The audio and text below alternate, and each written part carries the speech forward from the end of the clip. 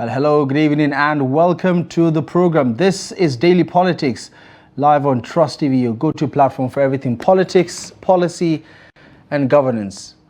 My name is Abdullahi Ahmed. Tonight on the program, we focus on the ever-changing political landscape in Nigeria as tensions are boiling over the People Democratic Party's feud between the FCT Minister Nyesom Wike and former Vice President Atiku Abubakar. In a recent interview, the former Vice President revisited his decision to pick Ifeanyi Okowa as his 2023 running mate over Nyesom Wike, citing a committee's recommendation, a move that has reignited hostilities. Now, in a fresh political showdown, Wike's camp has vowed to ensure that Atiku fails in the 2027 elections presidential race. Well, tonight we try to analyze the deepening divide within the PDP, the stakes for the opposition, and what this power struggle means for PDP's future in Nigeria at the current time and going into the 2027 general elections. Joining me on the program is someone who was at the center of that response from the Wike camp, his communications aide on communications and public affairs, Mr. Lere Olayinka, is joining us for this conversation tonight. A pleasure to have you as always. Thank you so much for joining the conversation. Good evening. Good evening. Thanks for having me. Right. First and foremost, help us situate it. Are Nigerians reading too much into the back and forth between your boss and the former vice president? Or is it as bad as we think it is? No, nothing is bad. Nothing is personal. Politics is about choice. You make your choice, I make mine.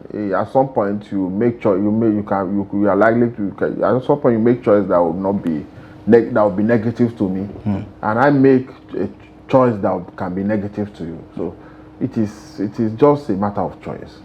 So, if you have made your choice, there shouldn't be any issue about it. Help us understand the kind of relationship they had before 2023 and the relationship they have now, if any exists at all. Well, the relationship has always been okay. We are members of the same party at some point, so they meet as members of the same party, and you should also understand that when two people or three people are looking for the same thing, there might likely be frictions here and there and here and there. But it has never been like, oh, I don't want to see your face, you don't want to see my face stuff. We'll all be okay. We are brothers, members of the same party. Simple. And some have questioned, especially on that last point, the membership of the PDP. I mean, your boss works for the APC administration and is quite committed to seeing the Tinubu administration succeed, which for some doesn't necessarily augur well for the PDP. And also, Atiku Abubakar has recently alluded to the possible workings of a new coalition to oust the APC. Do you think they are both committed members of the PDP? Well, I don't think there's anyone else in this country that has been so committed and still committed to the PDP. Nigerians, especially maybe people of this generation, this age, maybe the Gen Z or you call it, or people who don't want to say the truth, who don't want the public to know the truth. Atiku Abubakar was Vice President of Nigeria when Lere Olayinka was first Attorney General of the Federation, then Minister of Power. Olayinka then was member of Alliance for Democracy, Aide. When Olayinka died, Dr. Abdullahi was made Minister of State for Defense, I think Navy then. Abdullahi was a member of Aide, and other people have been part of government who were not members of the party in power. So it is not a new thing. You're saying there's a precedence to Nyesom Wike working for the APC. To it. Right. Members of All Progressive Party APP had been minister before. Daughter of late Adesonya, the founder, the person that like the leader of Aide then, was special advisor to President Obasanjo. So, and in this government, Bianca Ojukwu is a member of ABGA. She's in this government. Yeah, but to be fair, Mr. Lere, there are politicians and then there are heavyweights. Wike belongs to the camp of the heavyweights because we saw his influence play a significant role in 2023 for the APC administration. So he's not like, with all due respect to the people that you've mentioned. Bola Ige was heavyweight then. Bola Ige was presidential aspirant of the Action Alliance for Democracy. Bola Ige was heavyweight. So you cannot. Oluwagunloye was heavyweight. Oluwagunloye was first. He was first the head of road safety before he now became a minister. So, but let me also say this: if you know that somebody is heavyweight, then you treat him as heavyweight. You treat him as heavyweight. Don't, when you choose to push people away, that person will also do whatever he wants to choose to do. Who is pushing who? No, what I'm saying is that you mentioned when you were doing introduction, you mentioned Atiku Abubakar saying that whatever the interview, he had no regret and all that. Yeah, who is having regret? None of us is having regret. I lost election to House of Rep because of what people like Atiku did. They said I did not attend his campaign in Ekiti, his campaign rally. I did not come to the campaign rally as a candidate, and there's nothing in the constitution of the PDP that says that if I'm contesting for House of Rep, the person contesting for House of Assembly in my constituency must attend my rally. If there's nothing in the constitution of the party, I did not attend for my own personal reason, and they did not call me to ask me why did you not attend. The next thing was that I was suspended. The next thing was that I was expelled from the party. I was only able to get the court to nullify that suspension and expulsion 3 days to the election. And that was the reason I lost. So if Atiku was part of the people who made me to lose election, and up to now, he has not come out to say those. You see, what leaders do is, that is the hallmark of leadership. When you offend people, be honest, be humble enough to come out to say, oh, I ought not to have done this then. I did it. I am sorry. Even your children. I have children. There was I think sometime last week, I called my daughter and I was talking. My daughter was like, Daddy, you have not called me in the last 2-3 days. I'm angry with you. And I look at it, I did not do right well. And I told my daughter, okay, daughter, I'm sorry. I've been very busy. But that is not an excuse to not have called you. And I apologize to her. That is how to be a father. That is how to be a leader. Up till now, Atiku has not come out to apologize to even anyone for what he did to injure the PDP in 2014, 2015. So if you have to pinpoint what is at the center of the challenges that the PDP continues to face, what is it? The center of the challenges is Alhaji Atiku Abubakar. I have said this, and I'm saying this again. He is the PDP's problem. I have said it several times, and I'm saying this again. He is the PDP problem. So if he's number one, is it safe to say that Wike is number two? He started being PDP problem in 2003. That's why I said a lot of us don't like to go back to the past. In Nigeria, it's a country where we say, let us forget the past. Okay, because he did it then. That is why you can have people who was armed robber last year. They can come back and say, somebody who led armed robbery attack on this place. By next year, I can come back and say, okay, I have brought rice and beans, and people will collect. And when you say, somebody was armed robber that came to this place, that people were even killed, the next thing will be, but he has repented now. He has brought food. That is how we function. And that is one of the problems of this country. There's no how you can structure your present or your future without having a recourse to the past. In 2003, the reason PDP did not take Lagos State was Alhaji Atiku Abubakar. Is that material to the conversation of the PDP today? It is material, because if PDP had taken Lagos State that time, and you do know what happened because of his friendship with President Bola Tinubu. If PDP had taken Lagos that time, PDP took Ogun, Oyo, Ondo, Ekiti. You mean they won? We won. All right. We won. I mean, there's a difference between taking and winning. No, you can say we take. You take power, you win power. You know the conversation anyway. But maybe somehow the strategy what PDP wanted to use to do was revealed to Tinubu by Atiku. As at that time, Chief Segun Oshoba was governor of Ogun State. Where is Segun Oshoba today? Where is he? Otunbani Adeba was governor of Ekiti State. Where is he today? The one that is still alive. So if power had been taken from Tinubu in Lagos in 2003, are you sure we will have a Tinubu presidency today? We won't have. So, and in 2007, as a sitting vice president, Atiku formed Action Congress. After he was pushed out of the PDP? He was not pushed out. He was still in the PDP. He was still a vice president. I think we remember things differently. No, but go on. I'm telling you, because I am in politics, I am a member of the party. But since that time, he was in the party.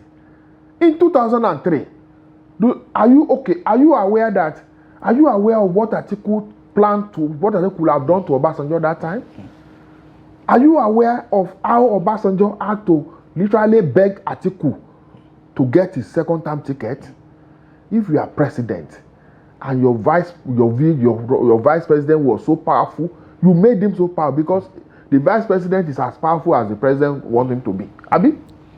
And Atiku happened to be one of at least the most powerful vice president in the history of this country up to now. That first term of Obasanjo, Atiku was the one running almost everything. You know, most of the people that are now big boys, Atiku brought them to the government. El-Rufai them, Atiku brought them. He had that power, and he was going to use it to deny his boss his second term ticket. We know. Well, that didn't happen. So it happened. It cannot be conclusive. I mean, Obasanjo ran for the second term. Obasanjo still ran, and all along, what happened? As vice president, Atiku took ticket of Action Congress, and he was candidate of Action Congress. That is the highest level of anti-party you can never do. You are a vice president under the ticket of PDP. You went and formed another party, and you contested the election in that party. That is the height of anti-party. It did not stop there. In 2014, Atiku was the one who led the rebellion that led that made PDP to lose power in 2015. You know, I know. But some would say that is exactly what your boss did in 2023. He led the rebellion of the G5 governors that led to the defeat of the PDP in 2023. See, certain things will lead to certain things. Abi, you say he led the rebellion. How? Number one, PDP ought to have sown its presidential ticket to the South. After the North had done 80 years, the president is supposed to come to the South. That is a simple analogy now. Okay, they say, okay, let us take it to the North. Let us make it open. Open, right. And I was there at the convention. I was there. All the aspirants spoke. They finished speaking. Campaign had ended. There was no reason for any aspirant to stand up to come and campaign again. And Tambuwa, where voting was almost starting, Tambuwa stood up and they allowed him to speak. And he spoke and he said he was stepping down for somebody. What did he do? He campaigned. When campaign had ended, and the system then allowed him, because the system was skewed towards Atiku emergence. It is done in politics. There's no. Is that a justification for what came next? I'm coming. You see, you can do that in politics. When that happened, and you as the chairman, Senator Yesua, who was the chairman then, who was there and allowed that to happen? If I were him, the following day, even that night, I would begin to troubleshoot. I'll begin to go to people's houses. Sorry, what did Ayo do? The first thing he did was to go to Tambuwa's house the following day and say, oh, you are the hero of democracy. That statement was the beginning of what we saw in PDP 2022-2023. That statement. Right. Okay. Speaking about current state of the PDP, would you say the FCT Minister, Nyesom Wike, is a loyal member of the PDP? He's a loyal member of PDP. He's in PDP. Every activities of the PDP participates. What he needs to do in PDP, he does. He's like the proverbial landlord of the Federal Capital Territory, and he's just trying to kick the PDP out of its secretariat, the secretariat that he has had for over 2 decades. See, he wants to kick PDP. The question is it only PDP? Yeah, but we're talking about PDP, and you say he's a loyal member of the PDP. No, because Wike is a loyal member of PDP now. So 4,794 Nigerians that have organizations that have the same right as PDP are affected in revocation of their land titles. But you know, this is the main opposition party in the country, right? What about the optics, Mr. Lere? You work in communications. You understand how things look to the public. I understand what you are saying, but you don't run a society like that. One of the reasons Nigeria is like this is because we run society on who you know, who I don't know, who we know. We don't allow our system to function. And until we get to a level that our system functions irrespective of who is affected, we will remain like this. If the law is that everybody coming here must wear white, if you now come here, you choose not to wear white, and somebody, because he's the son of the chairman or is the daughter of the chairman, let him feature on the program. Tomorrow another person will not wear that white too. The moment you don't apply rules across board, I said it if you want your rule to work, if you want your law to work, apply it to yourself first. That is what we don't do in Nigeria. There's this story of an Oba who made a law. There was robbery in his community and they made a law that nobody must come out after 10 p.m. And the consequences of anybody that is caught after 10 p.m. will be death. The first day the hunters came out, the person they arrested was the king's first son. They brought him to the king. The council of chiefs said, no, you cannot apply this. The king said, this law must be applied. I made the law. It must be respected. And the king's son was killed, was executed. Some have said that, listen, the other people who are at the receiving end of these developments with the Federal Capital Territory Development Administration, I beg your pardon, just collateral damage. The main target was the PDP. The question is this: if the main target, how can PDP be main target among 4,794? Because PDP is the one that stands out. Again, that secretariat that you are talking about, PDP, is it owned by PDP? Yeah, but it is. The answer is no. Yeah, but the PDP, that is where the PDP operates from. So PDP should operate and use a property and will not pay ground rent for 28 years. 28? Yes. And government should just say, okay, go. Will not pay ground rent for 28 years since 1998. The new secretariat that is under construction, PDP will not pay ground rent for 20 years.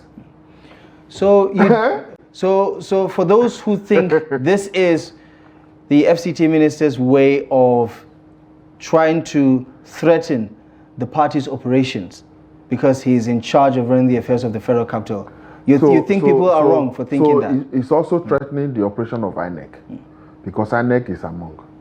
It's threatening the operation of CBN. It's threatening the operation of Wando. is threatening the operation of other people of Benue State government or Borno State government, Kaduna State government that are involved. Right. Okay. There is this perception that your boss has the penchant to be quite firm and is not very good with diplomacy. Help us understand whether this perception... There is nothing, sorry for cutting you. What we call diplomacy in this part of the world is to bend rules. And that is the reason we are how we are. We bend rules. Nigerians... But there's always a difference between bending rules and breaking rules. No. You are not even supposed to bend rules at all. Let me tell you, we are not supposed to bend rules at all. That is the reason we are how we are in this country. That is the reason. You don't bend rules. Okay, we like to say in the Senate climb, in Senate world, in this. What they do in Senate climb, can we do 1/4 of it here? In Nigeria, ordinary traffic rule we don't obey. Ordinary traffic rules we don't obey. Can you do? I was in Italy like 3 weeks ago, and the hotel where we were, there are two road enters the hotel, and the roads are one way. When you are coming out of the hotel, you just go straight. The road is short. But when you are entering the hotel, when you are going back, the vehicle will have to run, turn, go to the back, and now come back. And we're coming back in the night, one night around like 12:1. And the driver just moved through that. And I was looking at the hotel like this. It was in the night, no vehicle was coming. The driver still passed through the normal way. That is what we don't do here. You want to say, okay, because it's my friend, it's a journalist like me, why would you? The question is, we don't ask the pertinent question. Why didn't PDP, if you are a tenant, and why are you also not asking? And don't also forget that house, PDP made to buy it in 2005. That is the one that even pay me the most, that I feel like those who have run this party in the past, that as a member of NWC in the past, we should bring them back and begin to ask questions from them. Right. Because then, PDP made to buy the property, then wrote to the minister, then El-Rufai, for minister's consent. It was granted, and they said they should pay 26.9 million, everything, taxes, all this and this. Then, PDP chairman then, Fisher to Bulafo, had to write a letter to El-Rufai saying that, oh, sorry, this 26 million is too much, we cannot pay. We don't have money to pay. As at that time, PDP was in the presidency. PDP has over 20 governors. They now wrote, El-Rufai insisted that, no, you have to pay. As at that time, El-Rufai was PDP member. El-Rufai insisted that the right thing must be done. Nobody abused him. Nobody said that, oh, when you say maybe you are a member of a party. At least he didn't kick them out. Eh?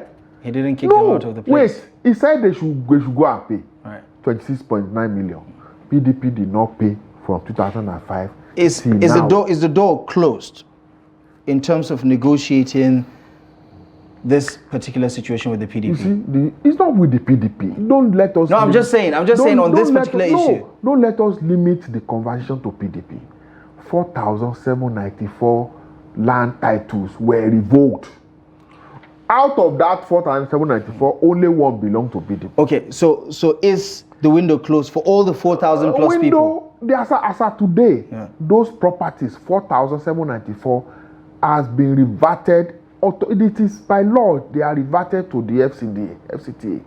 Well, you know this expression that government must have a human face, right? No, you see, that is where I'm going. For us to be... That is where I'm going. Yeah. The only person who can change that is the minister.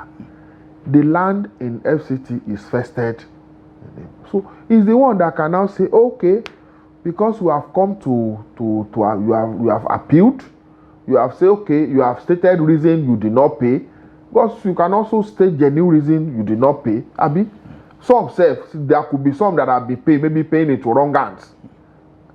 Somebody came to me like 3 or 4 weeks ago, and he brought C of O He said they put stop work on his work. And I called the people that are supposed to know. The moment one that person saw the document, he said that this is fake CFO now. That person was giving fake CFO.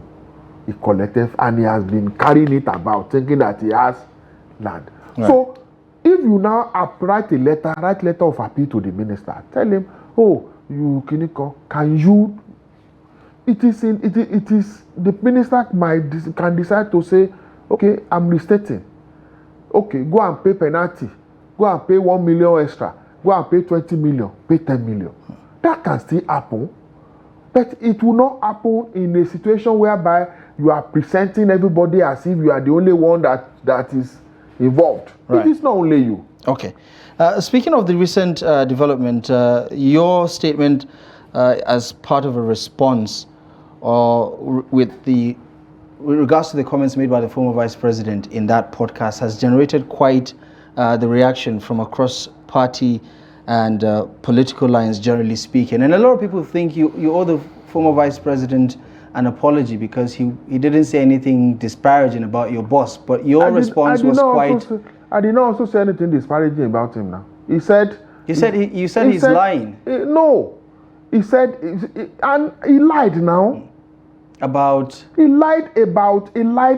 Check Google. I mean, what he said was he said 3 names were sent to him. He said 3 names were sent to him that Okowa name was number 1. That is a lie. How do you know that? The committee that was set up, I mean, number 1, I'm a party member. Number 2, I'm a journalist. The committee that was set up, picked in this order. Wike 1, Okowa 2, Udobimanu 3. That is the order. So Atiku Abubakar is lying about Okowa being 1 and Wike being number 2. The people in that committee spoke one by one. They spoke one by one, and everybody mentioned. Each was made to mention. As a member, you are made to mention your preference. Those who mentioned Wike as their preference were like 75% or like 80% of the membership of the committee. Then, who did Atiku not go to Wike's house to go and tell him that come and be my running mate? He's alive now. He went to Wike's house. He went to Wike's house to tell him, I will pick you as my running mate. Wike told him, oh, no. I don't want to be vice president. He told him. And at the end of the day... He doesn't want to be vice president, but today he's a minister. Wait now. Yeah. Yes, you might not want to be governor and you choose to be House of Assembly. I'm not sure that's how it works. If you want your career progression to go up. It depends on what you want. We have had deputy governor in this country after leaving office from Benue State. I can't remember his name. That went to contest to be councillor. The former deputy governor. So, and Wike told them that, okay, no problem. Let me consult my people. And he did consulted his people, and they told him, okay, I accept. And he went back to Atiku the 3rd day and told him that, okay, his people have said he should accept. That was when the issue of, okay, the party will set up a committee came. Okay. All right. Let's talk about 2027. You did say, finally, that it will be his 7th loss. Yes, now. What do you mean by that? If I were him, I have been saying this since 2003. If I were him, when you have contested presidency 7 times, you have run from, he has contested in like 4 political parties. He contested in SDP then. Well, as an aspirant. Wait. And stepped aside, so he never really contested. No, he contested. He came 3rd in the primary. That was the first primary. And the law of SDP then was that whoever that will emerge must score 50% of the votes. So there was a runoff between the first and second. That is MKO and Kingibe. He contested. He contested under PDP. He contested under Action Congress. He contested under APC, 4 political parties. So if at this level, I believe that if he wants the party to have peace, I will say, let us nurture another person.